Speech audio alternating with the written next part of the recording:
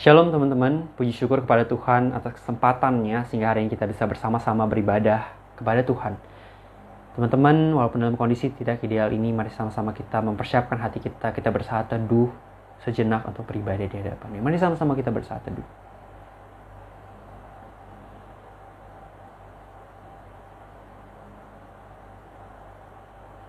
Mari kita bersatu dalam doa. Bapa kami dalam surga, kami datang ke hadapan-Mu dengan penuh syukur ya Tuhan. Karena kebaikan-Mu sehingga kami memiliki kesempatan untuk beribadah hari ini ya Tuhan. Tuhan berkatilah ibadah kami, biarlah Engkau hadir di tengah-tengah kami. Engkau yang beracara di tengah-tengah kami, sehingga ibadah kami hari ini bisa menjadi kemuliaan bagi nama-Mu dan bisa menyenangkan hati-Mu ya Tuhan. Terima kasih ya Tuhan Yesus Kristus, saya dalam nama-Mu Tuhan Yesus Kristus, kami berdoa mengucap syukur, haleluya, amin. Teman-teman, kemarin waktu gue ada nonton sebuah video di YouTube teman-teman. Video ini adalah video yang direkomendasikan oleh berbagai macam teman gue begitu. Mereka bilang, "Val, ini video bagus, nonton deh," begitu.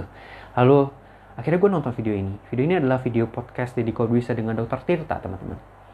Teman-teman, video ini membicarakan tentang bagaimana kondisi di lapangan di Indonesia saat ini.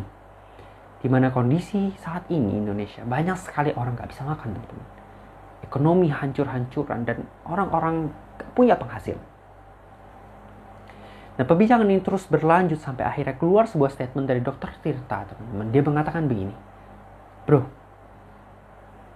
no hope bro. Gue jujur-jujuran aja, no hope."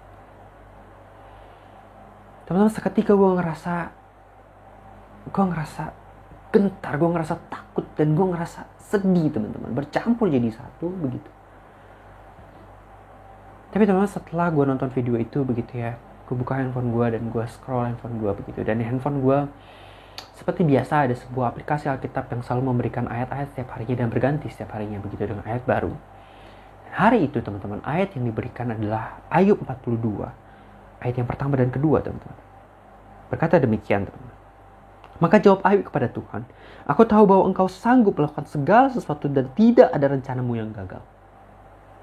Di momen itu teman-teman, ayat ini menghibur hati gue. Tapi di sisi lain teman-teman, gue menjadi bertanya sama Tuhan, "Tuhan, apa maksudmu? Apa yang kau rencanakan dari COVID-19 Tuhan? Apa yang baik dari orang kelaparan dan orang meninggal?" Teman-teman, ketika gue mempersiapkan worship plan hari ini begitu ya, gue banyak sekali berpikir tentang COVID-19 teman-teman.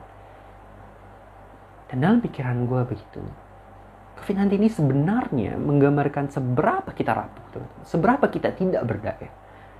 Hidup kita hanya ditentukan oleh sebuah virus kecil yang gak bisa kita lihat, gak bisa kita pegang, gak bisa kita raba. Dan ketika kita kena dengan virus itu, kita mati.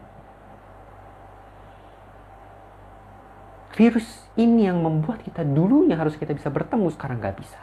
Dulu harus kita bisa bersalaman, sekarang gak bisa. Teman-teman, aku gak tahu apa yang lagi teman-teman hadapin hari ini.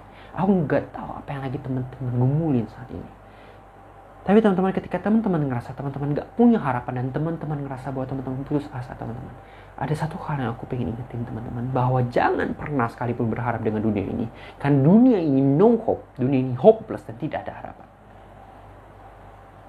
Tapi ada satu kabar gembira buat teman-teman, bahwa kita punya Tuhan, yaitu Tuhan Yesus Kristus, yang memegang janjinya, yang selalu punya rencana baik dalam hidup kita dan tidak pernah gagal. Maka dari itu teman-teman, mari sama-sama kita berharap kepada Tuhan, supaya sampai akhirnya nanti kita bisa berkata seperti Ayub. Di Ayub pasal ke-42 ayat yang kelima teman-teman, berkata demikian, "Hanya dari kata orang saja aku mendengar tentang Engkau, tetapi sekarang mataku sendiri memandang Engkau." Teman-teman, mari sama-sama kita memuji, kita memuliakan nama Tuhan. Kita katakan, "Over the mountains and the sea." Over the mountains and the sea, your river runs with love for me. And I will open up my heart and let the healer set me free. I'm happy to be in the truth, and I will daily lift my hands, for I will always sing of when your love came down. Mari sama-sama teman-teman kita memuji, kita memuliakan nama Tuhan. Kita nyanyikan lagu ini dengan sepenuh hati. Mari kita katakan, "Over the mountains, over the mountains and the sea.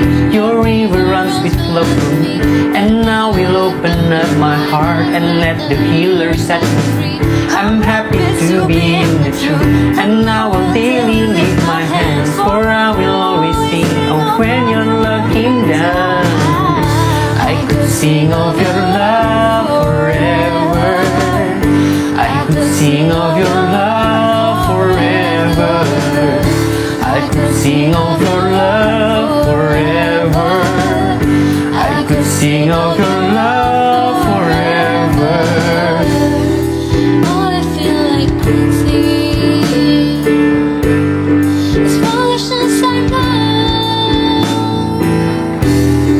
But when the world has seen the light, they will dance with joy like we're dancing now. I could Sing of your love forever. I could sing of your love forever. I could sing of your love forever. I could sing of your love forever. I could sing of your love forever. I could sing of your love forever. I could sing of your love forever. I could sing of your love forever.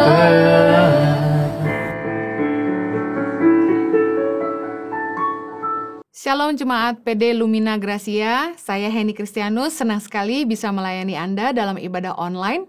Berdoa firman Tuhan yang sebentar dibagikan dapat menjadi berkat bagi kita semua.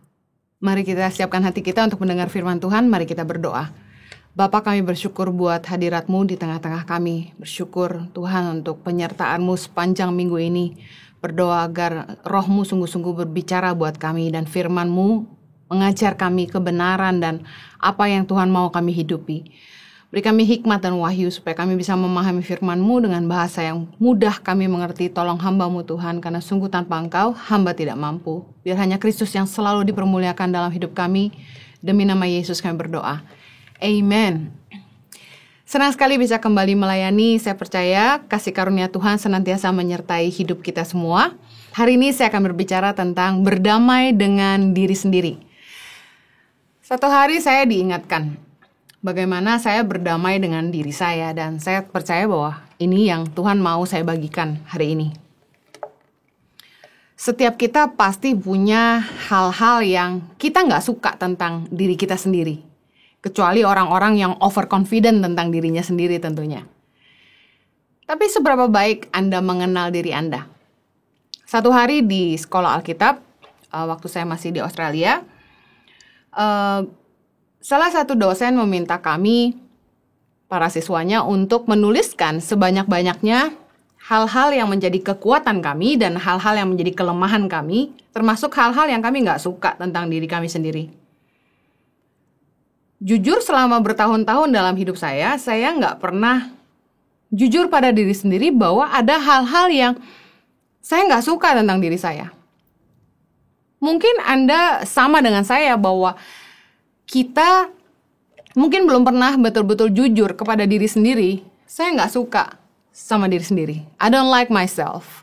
Why? Dan kemudian dosen ini meminta kami menuliskannya, dan hal yang saya tulis ketika apa yang saya nggak suka tentang diri saya, tentunya saya tidak suka hidung yang kurang mancung, gigi yang tidak rata, kemudian saya tulis kulit yang tidak putih. Kemudian banyak hal-hal lain lagi yang kesannya seperti tidak bersyukur. Tapi kalau kita mau jujur sama diri kita sendiri, ada hal-hal yang kita nggak suka tentang diri kita. Dan kita harus jujur. Kenapa? Supaya kita belajar menerima diri kita sendiri. Karena tahukah Anda, dalam hidup ini ada hal-hal yang manusia nggak bisa milih.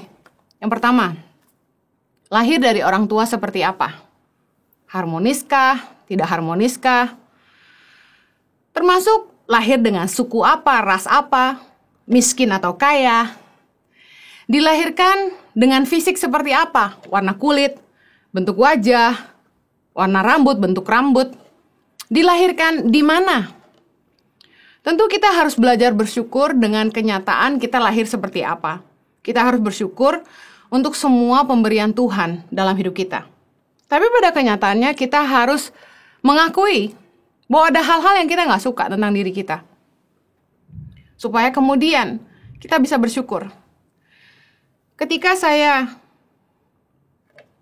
mengisi lembaran itu, menuliskan apa yang saya nggak suka tentang diri saya dan apa yang saya suka tentang diri saya mendapati bahwa jauh lebih banyak poin tentang hal-hal yang saya tidak suka tentang diri saya daripada hal-hal yang saya tuliskan tentang seberapa saya menyukai diri saya sendiri. Dan menarik di situ, akhirnya saya mengerti bahwa saya harus belajar berdamai sama diri sendiri. Saya lahir di keluarga keturunan Tionghoa. Tapi di keluarga keturunan Tionghoa yang lazimnya berkulit putih, bermata sipit, saya justru sebaliknya. Bermata belok dan berkulit sawo matang. Ya. Untuk beberapa orang yang ketemu saya bilang, Ibu Heni putih kok, tapi pada kenyataannya di tengah keluarga saya beda sendiri. Ada satu tekanan ketika saya masih kecil, saya masih ingat. Teman-teman mama saya akan bilang sama mama saya, "Loh, kamu putih, kok anak kamu hitam?"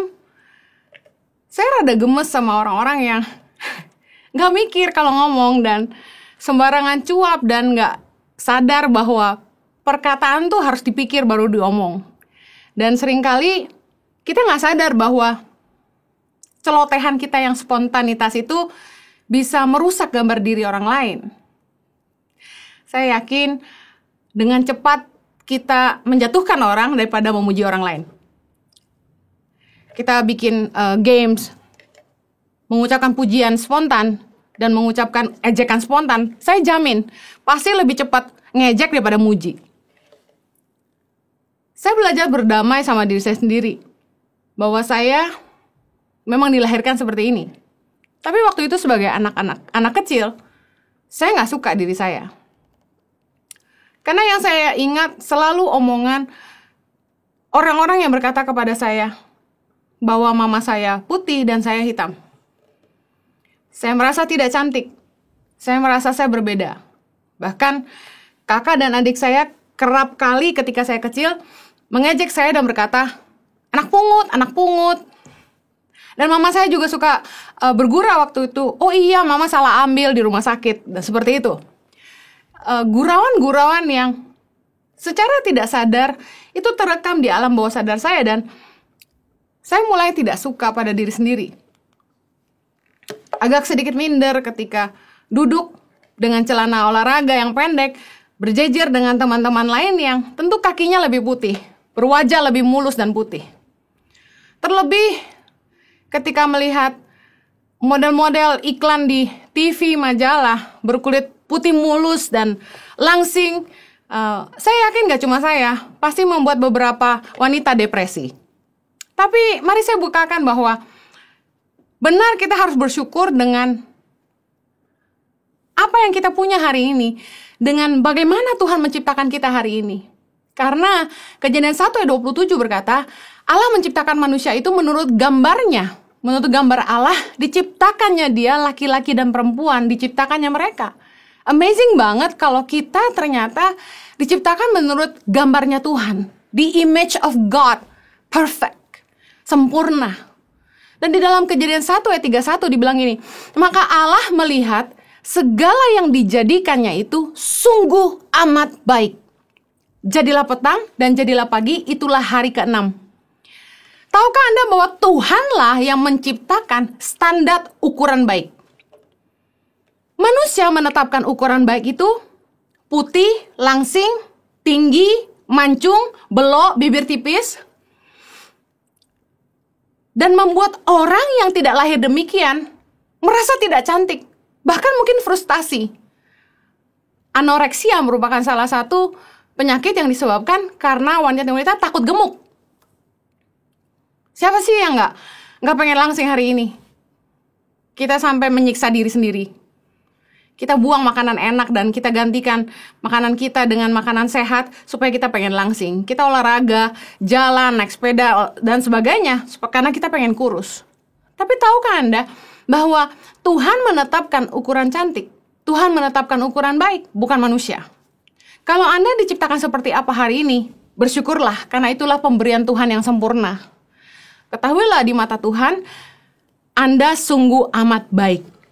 Saya mulai berdamai sama diri saya sendiri.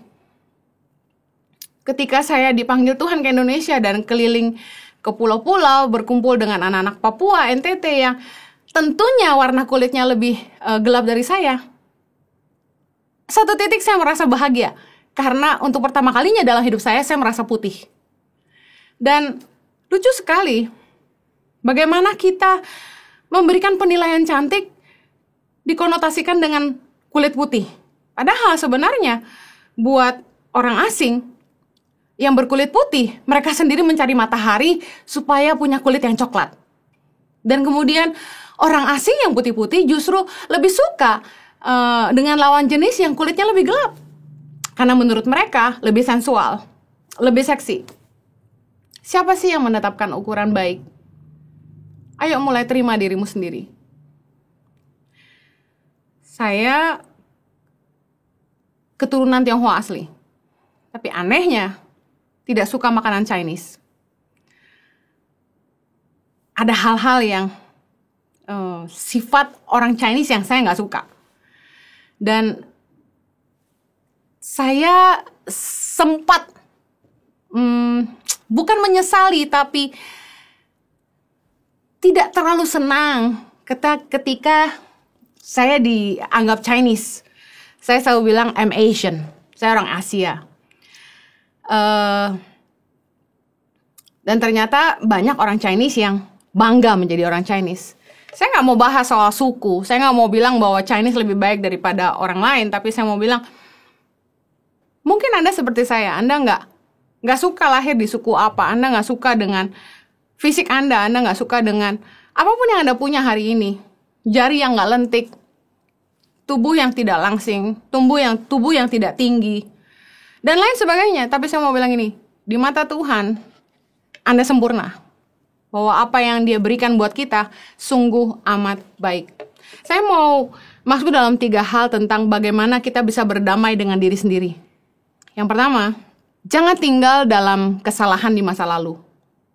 Pernah satu kali, bahkan sering kali, saya selalu diingatkan dengan kesalahan-kesalahan yang saya buat di masa lalu. Dan saya tahu itu pasti iblis. Karena Tuhan gak pernah ngingatin kita sama dosa kita di masa lalu. Ketika saya diingatkan saya bikin salah, rasa kesal, malu, semua campur aduk jadi satu. Saya mulai sebel sama diri sendiri. Kenapa kamu bisa ngomong gini? Lalu saya mulai ngomong di kamar mandi, Henny, kenapa kamu bisa begitu? Saya nggak tahu apakah Anda pernah lakukan hal yang sama, tapi kesal sama diri sendiri. Kesal sama kesalahan-kesalahan yang kita anggap bodoh. Kenapa kita bilang begitu? Kenapa kita lakukan begitu? Tapi saya mau bilang gini, nobody is perfect. Nggak ada orang yang sempurna. Semua orang bisa bikin salah. Bahkan dalam Markus 10 ayat 18, Yesus bilang tidak ada seorang pun yang baik selain daripada Allah saja. Nggak ada orang yang benar-benar baik, kecuali Tuhan aja. Kita harus ngerti bahwa kalau kita tinggal di masa lalu, kita nggak bakal maju. Ayo berhenti menyalahkan diri sendiri. Yuk mulai bangkit lagi. Beri dirimu sendiri kesempatan. Kadang kita mudah banget kasih orang lain kesempatan, tapi nggak mudah buat kita kasih diri kita sendiri kesempatan. Ingat, iblis selalu akan menuduh kita dengan mengingatkan kita akan kesalahan-kesalahan kita di masa lalu. Padahal pada kenyataannya Tuhan sudah mengampuni segala pelanggaran kita.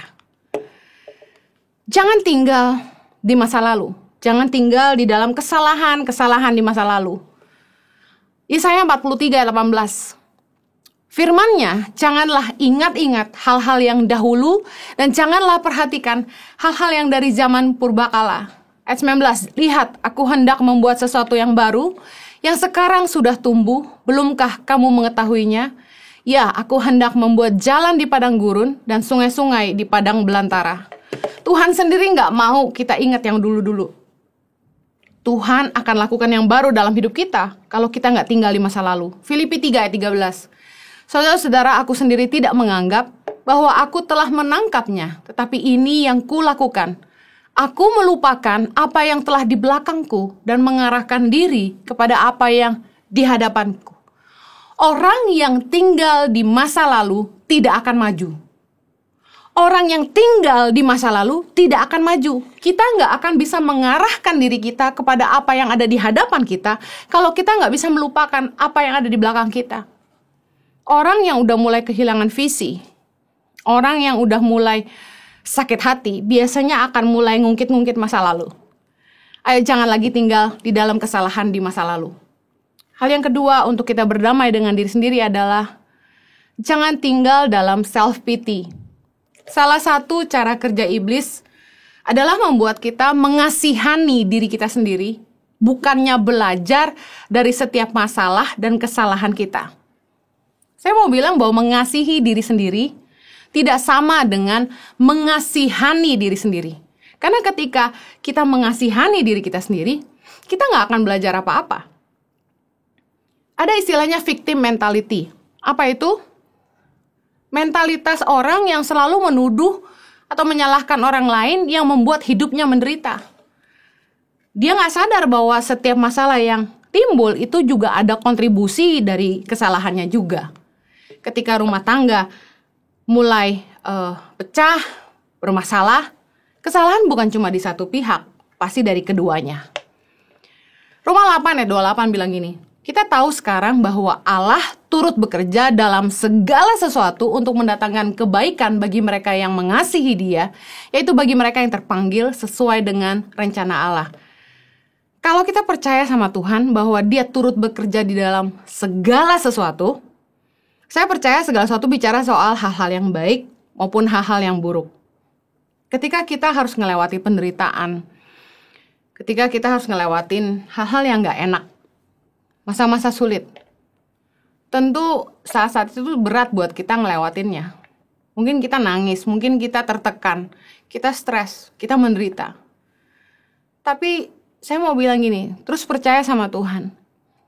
Kalau kita betul-betul mengasihi Tuhan dengan segenap hati kita, kita percaya bahwa Tuhan tuh gak pernah tinggalin kita. Pencobaan-pencobaan yang kita alami gak akan pernah melebihi kekuatan kita, karena Tuhan tuh setia dan adil, Dia pasti kasih kita jalan keluar.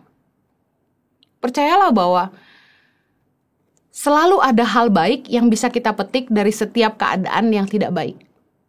Selalu ada hal-hal baik yang bisa kita petik dari setiap hal yang tidak baik. Contoh, kita belajar memperlakukan orang lain dengan baik karena kita pernah diperlakukan tidak baik dan kita tahu apa rasanya. Kita belajar jadi orang tulus karena kita punya pengalaman, punya teman atau atasan yang bulus. Kita belajar arti kejujuran karena mungkin kita pernah ditipu orang. Jadi kita ngerti, jangan sampai kita pun nipu orang. Kita jadi peduli karena kita pernah disakiti. Saya pernah cerita bagaimana ketika saya pulang dari Australia dan Tuhan membawa kami ke Bandung. Pertama kali saya buka hati saya untuk membantu anak-anak yang gak mampu adalah ketika saya ketemu dengan 5 anak putus sekolah yang tiap hari ganggu di depan tempat tinggal kami. Dan anak-anak ini cerita sama saya mereka gak sekolah karena mereka gak punya biaya. Hari itu saya baru ngerti kenapa Tuhan izinin saya harus melewati masa-masa susah waktu saya sekolah. Saya harus ngelewatin masa-masa sulit di Australia ketika untuk lanjut kuliah saya harus kerja dan untuk membiayai hidup saya harus kerja. Saya pernah merasakan gimana rasanya ketika sudah waktunya bayar tagihan uang sekolah dan saya nggak punya uang. Saya jadi ngerti betapa beratnya perjuangan anak yang gak bisa mengandalkan orang tua. Karena itu, begitu saya mendengar 5 anak ini gak mampu dan mereka gak bisa sekolah, Tuhan mengetuk hati saya. Dalam segala hal yang gak baik yang kita alami dalam hidup kita, pasti ada selalu rencana baik yang Tuhan punya buat kita. Hal yang ketiga, bagaimana kita berdamai dengan diri sendiri adalah jangan tinggal dalam dosa. Orang gagal bukan karena mereka tidak pernah berbuat salah, tetapi karena mereka tinggal di dalam kesalahan. Kita nggak bisa mengubah tempat di mana kita berdiri hari ini, tetapi kita dapat menentukan kemana kita mau pergi. Semua yang kita udah lakukan, udah lewat, dan kita nggak bisa ubah itu. Kita ada hari ini, kita hanya punya satu pilihan.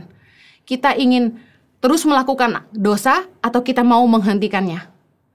Kalau kita tinggal di dalam dosa, bukan hanya kita merasa bersalah, saya yakin dosa itu merusak hidup kita dan membuat kita tidak bahagia. Ibrani 12 ayat 1 bilang, karena kita mempunyai banyak saksi bagaikan awan yang mengelilingi kita, marilah kita menanggalkan semua beban dan dosa yang begitu merintangi kita, dan berlomba dengan tekun dalam perlombaan yang diwajibkan bagi kita. Yang kita harus lakukan adalah gini, kita mesti sadar bahwa sebagai orang percaya, kita dipanggil jadi terang. Orang akan menghakimi kita karena mereka taunya orang Kristen itu baik. Dan ketika kita berdiri di tengah-tengah masyarakat yang menuntut hal-hal baik lahir dari hidup kita, kita jadi munafik. Kalau kita hidup dalam dosa, udah pasti kita akan berdusta. Kita akan bohong sama orang-orang di sekitar kita. Kita akan berusaha menutupi kesalahan-kesalahan kita. Dosa selalu merusak hidup kita. Orang-orang yang gak mau bertobat dari dosa tuh alasannya lucu-lucu. Yang pertama alasannya, susah ngelepasnya. Yang kedua, sudah terlanjur. Yang ketiga, udah nanggung lah. Dosa kecil, dosa besar kan sama aja. Terus ada lagi yang bilang, semua juga melakukan yang sama, bukan cuma saya. Dan bahkan ada yang pakai alasan kerjaan. Ya kerja kayak gini nih, gak mungkin bener. Semua juga gak bener. Terus ada yang lebih parah, kenapa gak mau berhenti dari dosa? Abis enak sih. Well, Anda harus mengerti bahwa dosa tuh menurunkan nilai kita. Percayalah, kita akan merasa jauh lebih bahagia ketika kita bebas dari dosa. Dosa tuh beban. Kita harus berdusta, kita jadi munafik, kita palsu, kita harus lakukan segala sesuatu sembunyi-sembunyi.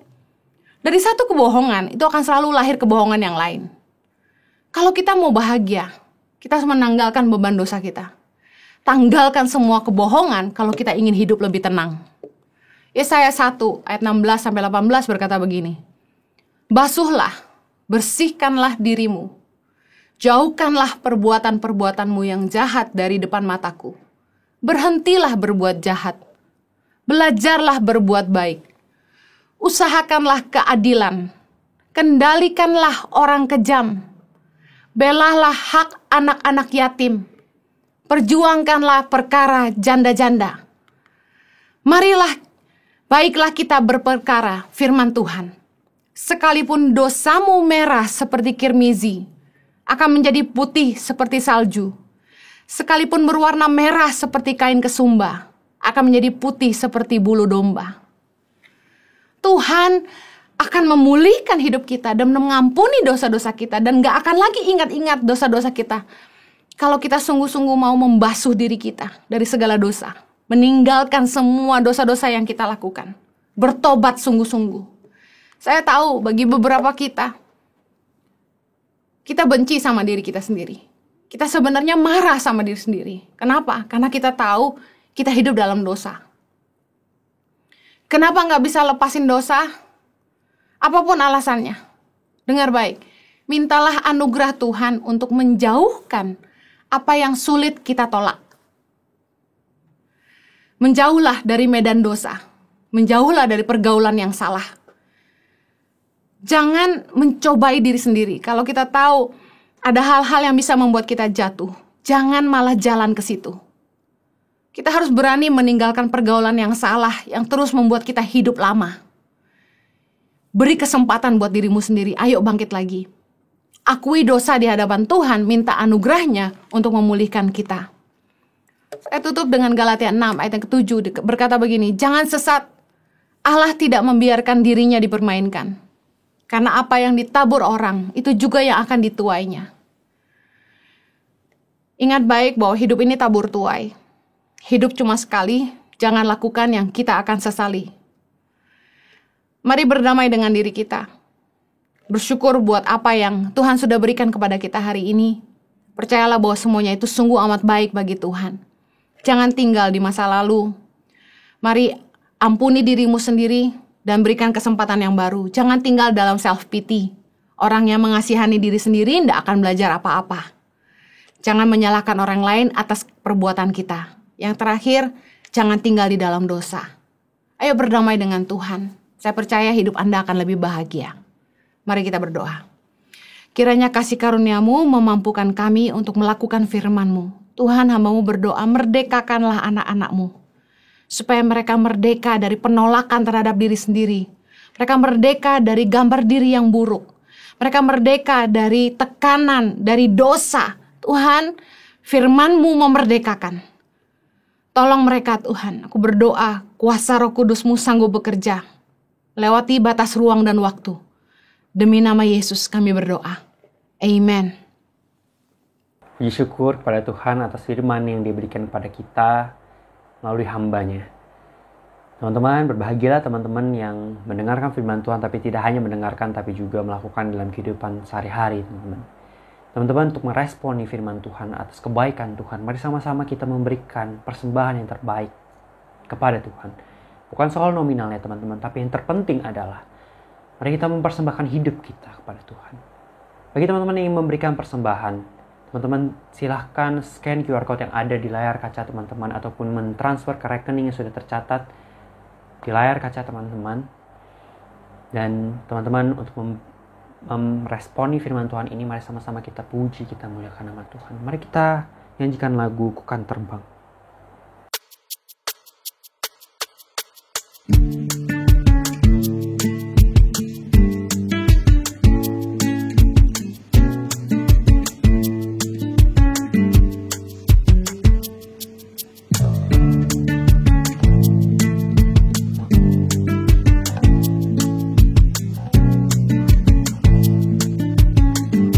Firman-Mu Tuhan. Firman-Mu Tuhan, kita bagi kakiku. Janji-Mu terang bagi jalan-jalanku.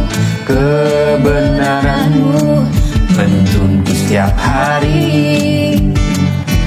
Ku menantikan-Mu, beri kekuatan baru.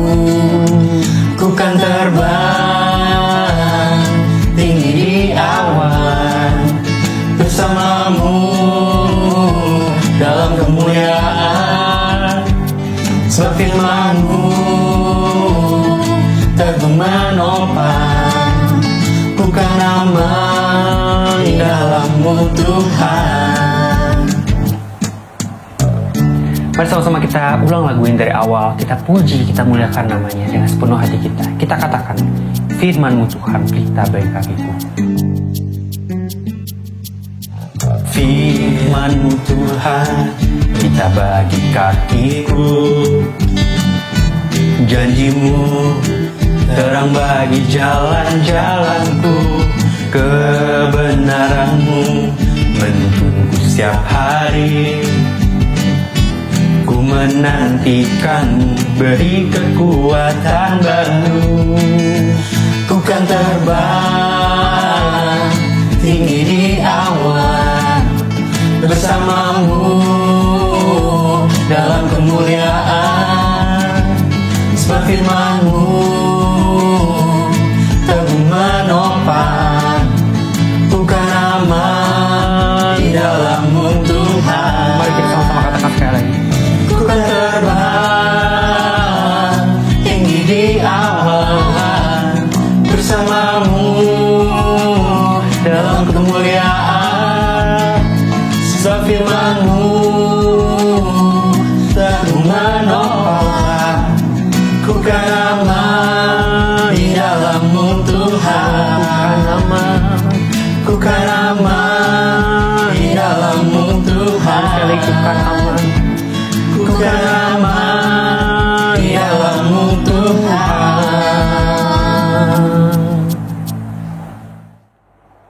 Mari kita berdoa. juga untuk persembahan. Bapa kami dalam surga, kami datang ke hadapan-Mu. Tuhan, kami menyerahkan persembahan kami dalam tangan-Mu. Dan Kau yang pakai persembahan ini untuk menjadi kemuliaan bagi nama-Mu Tuhan. Kau yang pakai, Kau yang berikan hikmat bagi orang-orang yang mengelola persembahan ini, agar Engkau berikan mereka hikmat, agar mereka bisa menjadikan uang-uang yang ada ini sudah terkumpul menjadi kemuliaan bagi nama-Mu saja Tuhan. Terima kasih Tuhan Yesus Kristus. Haleluya, mau kami dalam syukur. Haleluya. Amin. Akan ada pengumuman.